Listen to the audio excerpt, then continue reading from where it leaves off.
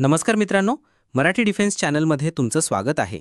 गेल्या काही दिवसांपासून आपल्या देशात ऑपरेशन सिंदूरची चर्चा सुरू आहे. या ऑपरेशनच्या यशानंतर आता भारतीय हवाई दलाने एक मोठा आणि ऐतिहासिक निर्णय घेतला आहे. हवाई दलाने आता 114 आणखी राफेल फायटर जेट्स खरेदी करण्याची तयारी सुरू केली आहे आणि यासाठी थेट फ्रान्ससोबत G2G म्हणजे गव्हर्नमेंट टू गव्हर्नमेंट डील करण्याची शक्यता आहे. गेल्या काही वर्षांपासून भारतीय हवाई दलाला आपल्या फायटर जेट्सची संख्या वाढवण्याची गरज होती. आपल्या शेजारील देशांच्या वाढत्या सामर्थ्यामुळे भारतालाही आपली हवाई ताकद अधिक मजबूत करणं आवश्यक आहे. यासाठी हवाई दलाने medium multi role combat aircraft या टेंडर अंतर्गत अनेक पर्याय तपासले होते. पण ऑपरेशन सिंदूरच्या यशाने हे सिद्ध झाले की राफेल जेट्सची कामगिरी आणि क्षमता किती प्रभावी आहे. त्यामुळे आता हवाई दलाने 114 राफेल जेट्स खरेदी करण्याचा निर्णय घेतला आहे. या 114 राफेल जेट्सची खरेदी थेट फ्रान्ससोबत G2G म्हणजे गव्हर्नमेंट टू गव्हर्नमेंट डीलद्वारे होण्याची शक्यता आहे.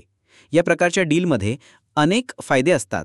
पहिला फायदा, ही डील कमी वेळेत पूर्ण होऊ शकते, ज्यामुळे विमानांची डिलिव्हरी लवकर मिळेल.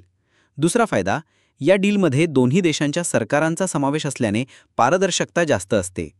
तिसरा फायदा, या डीलमध्ये तांत्रिक हस्तांतरण म्हणजे टेक्नॉलॉजी ट्रान्सफर आणि मेक इन इंडिया या धोरणांतर्गत भारतात विमानांचे उत्पादन होण्याची शक्यता वाढते. राफेल हे जगातील सर्वात आधुनिक आणि सक्षम फायटर जेट्सपैकी एक आहे. या विमानामध्ये अत्याधुनिक रडार सिस्टीम, शक्तिशाली शस्त्रास्त्रे आणि प्रगत इलेक्ट्रॉनिक वॉरफेअर क्षमता आहेत. 114 राफेल फायटर जेट्स हवाई दलात सामील झाल्यावर आपली ताकद अनेक पटीने वाढेल आणि शत्रूला आपल्या दिशेने पाहण्याची हिंमत होणार नाही. ऑपरेशन सिंदूरमध्ये राफेलची कामगिरी उत्कृष्ट होती हे स्पष्ट झाल्यावरच हवाई दलाने हा मोठा निर्णय घेतला आहे. या डीलमध्ये मेक इन इंडिया अंतर्गत काही विमाने भारतात तयार होण्याची शक्यता आहे. त्यामुळे भारताला केवळ फायटर जेट्स मिळणार नाहीत, तर आपल्याला अत्याधुनिक तंत्रज्ञानही मिळेल. त्यामुळे भविष्यात आपण स्वतःची अशीच प्रगत विमाने तयार करू शकतो. मित्रांनो, भारतीय हवाई दलाचा हा निर्णय खूप महत्त्वाचा आहे. 114 राफेल जेट्स हवाई दलात सामील झाल्यावर आपली हवाई ताकद आशियातील सर्वात मजबूत हवाई दलांपैकी एक होईल. याबद्दल तुम्हाला काय वाटतं? कमेंट बॉक्समध्ये नक्की सांगा.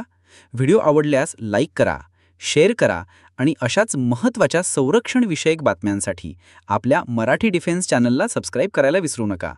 जय हिंद, जय महाराष्ट्र.